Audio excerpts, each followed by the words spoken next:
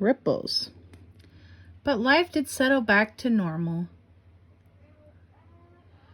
in Westfield. More leaves fell, Thanksgiving came, and then the first snow.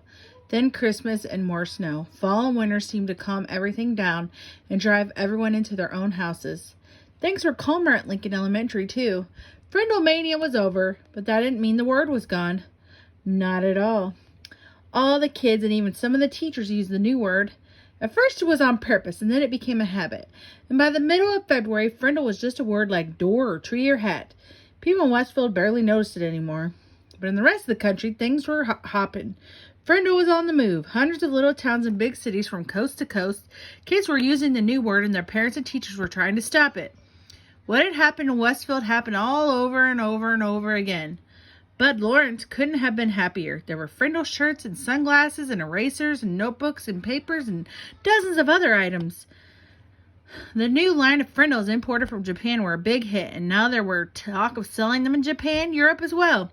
The check that went to Nick's trust fund got bigger and bigger. Bud opened his own factory in the Westfield to make Frindle ball caps and created jobs for 22 people. And in March, the town voted to put up a sign on the post below the town's name along Route 302. It said, "Home of the original Frindle." And Mrs. Granger? She seemed to have given up, or perhaps she'd been ordered to.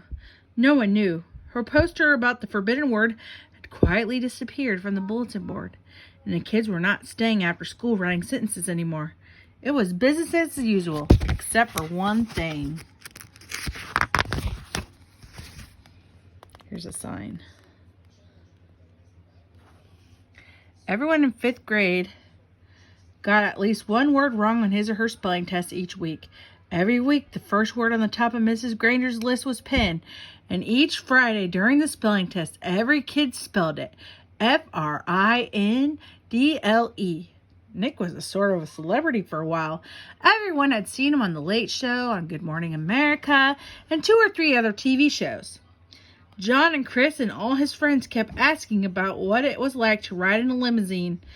After a week or two, though, it was old news and everyone seemed to forget about it and move on.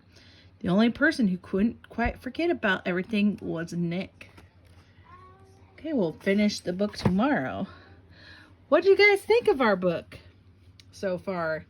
Could you have imagined that something like that could turn into thousands of dollars for Nick? And they even put up a sign with his word. How creative. All right, well, I'll see you tomorrow for the shocking conclusion of Frindle.